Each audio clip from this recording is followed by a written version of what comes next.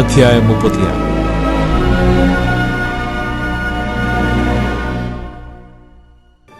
ഹിസ്കിയാ രാജാവിന്റെ 14-ാം ആണ്ടിൽ അശൂർ രാജാവായ സെൻഹെരീബ് യഹൂദയിലെ ഉറപ്പുള്ള എല്ലാ പട്ടണങ്ങളുടെയും നേരെ പുറപ്പെട്ടു വന്ന് അവയെ പിടിച്ചു. അന്ന് അശൂർ രാജാവ് രബ്ശാക്കയെ ലാക്കീശിൽ നിന്ന് യെരുശലേമിലേക്ക് ഹിസ്കിയാ രാജാവിന്റെ അടുക്കൽ ഒരു വലിയ സൈന്യത്തോടു കൂടി അയച്ചു. അവൻ അലക്കുകാരന്റെ വയലിലെ പെരുവഴിയിലുള്ള മേലത്തെ കുളത്തിന്റെ കൽപ്പാത്തിക്കരികെ നിന്നു. അപ്പോൾ ഹില്ക്കിയാവിന്റെ മകൻ എലിയാക്കീം എന്ന രാജധാനി വിചാരകനും രായസക്കാരൻ ശെബ്നയും ആസാഫിന്റെ മകൻ യോവാഹ് എന്ന മന്ത്രിയും അവന്റെ അടുക്കൽ പുറത്തു ചെന്നു. രബ്ശാക്കെ അവരോട് പറഞ്ഞതെന്തെന്നാൽ, നിങ്ങൾ ഹിസ്കിയാവോട് പറയേണ്ടത്, അശൂർ രാജാവായ മഹാരാജാവ് ഇപ്രകാരം കൽപ്പിക്കുന്നു, നീ ആശ്രയിച്ചിരിക്കുന്ന ഈ ആശ്രയം എന്ത്? യുദ്ധത്തിന് വേണ്ടുന്ന ആലോചനയും ബലവും ഉണ്ട് എന്നുള്ള വെറും വാക്കത്രയെന്ന് ഞാൻ പറയുന്നു. ആരെ ആശ്രയിച്ചിട്ടാകുന്നു നീ എന്നോട് മത്സരിച്ചിരിക്കുന്നത്? ചതഞ്ഞ ഓടക്കോലായ മിസ്രൈമിലല്ലോ നീ ആശ്രയിച്ചിരിക്കുന്നത്. അതൊരുത്തനൂന്നിയാൽ അവന്റെ ഉള്ളം കൈയിൽ തറച്ചുകൊള്ളും. മിസ്രൈം രാജാവായ ഫറവോൻ തന്നിൽ ആശ്രയിക്കുന്ന ഏവർക്കും അങ്ങനെ തന്നെയാകുന്നു.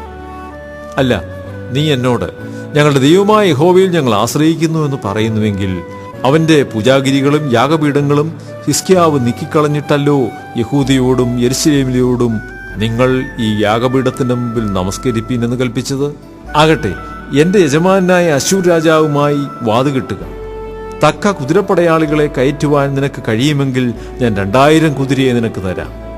നീ പിന്നെ എങ്ങനെ എന്റെ യജമാനന്റെ എളിയദാസന്മാരിൽ ഒരു പടനായകനെയെങ്കിലും മടക്കും?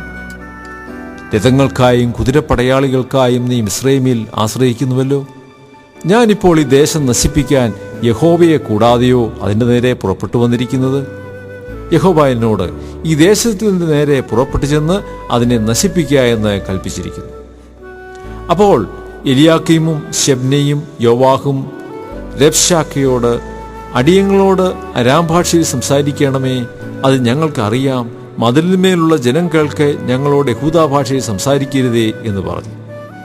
അതിന് രബ്ശാക്കെ, നിന്റെ യജമാനോടും നിന്നോടും ഈ വാക്ക് പറവാനോ എന്റെ യജമാനൻ എന്നെ അയച്ചിരിക്കുന്നത്? നിങ്ങളോടുകൂടി സ്വന്തം മലം തിന്നുകയും സ്വന്തം മൂത്രം കുടിക്കുകയും ചെയ്യുവാൻ മതിലിന്മേലിരിക്കുന്ന പുരുഷന്മാരുടെ അടുക്കലല്ലയോ എന്ന് പറഞ്ഞു. അങ്ങനെ രബ്ശാക്കെ നിന്നുകൊണ്ട് യഹൂദാ ഭാഷയിൽ ഉറക്കെ വിളിച്ചു പറഞ്ഞെന്തെന്നാൽ, മഹാരാജാവായ അശൂർ രാജാവിന്റെ വാക്ക് കേൾപ്പീൻ. രാജാവ് ഇപ്രകാരം കൽപ്പിക്കുന്നു, ഹിസ്കിയാവ് നിങ്ങളെ ചതിക്കരുത്. അവന് നിങ്ങളെ വിടുവിപ്പാൻ കഴിയുകയില്ല. യഹോവ നമ്മെ നിശ്ചയമായി വിടുവിക്കും. ഈ നഗരം അശൂർ രാജാവിന്റെ കയ്യിൽ ഏൽപ്പിക്കുകയില്ല എന്ന് പറഞ്ഞു. ഹിസ്കിയാവ് നിങ്ങളെ യഹോവയിൽ ആശ്രയിക്കുമാറാക്കുകയും അരുത്. ഹിസ്കിയാവിന് നിങ്ങൾ ചെവി കൊടുക്കരുത്. അശൂർ രാജാവ് ഇപ്രകാരം കൽപ്പിക്കുന്നു, നിങ്ങൾ എന്നോട് സന്ധി ചെയ്ത് എന്റെ അടുക്കൽ പുറത്തു വരുവീൻ. നിങ്ങൾ ഓരോരുത്തരും താന്താന്റെ മുന്തിരിവള്ളിയുടെയും അത്തിവൃക്ഷത്തിന്റെയും ഫലം തിന്നുകയും താന്താന്റെ കിണറ്റിലെ വെള്ളം കുടിക്കുകയും ചെയ്തു കൊള്ളുവീൻ. പിന്നെ ഞാൻ വന്ന് നിങ്ങളുടെ ദേശത്തിന് തുല്യമായി ധാന്യവും വീഞ്ഞും അപ്പവും മുന്തിരിത്തോട്ടങ്ങളുമുള്ള ഒരു ദേശത്തേക്ക് നിങ്ങളെ കൂട്ടിക്കൊണ്ടുപോകും. യഹോവ നമ്മെ വിടുവിക്കുമെന്ന് പറഞ്ഞ് ഹിസ്കിയാവ് നിങ്ങളെ ചതിക്കരുത്.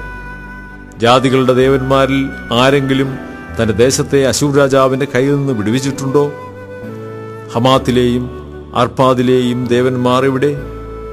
സെഫർഹമിലെ ദേവന്മാരും എവിടെ? അവർ ശമരിയെ എന്റെ കയ്യിൽ നിന്ന് വിടുവിച്ചിട്ടുണ്ടോ?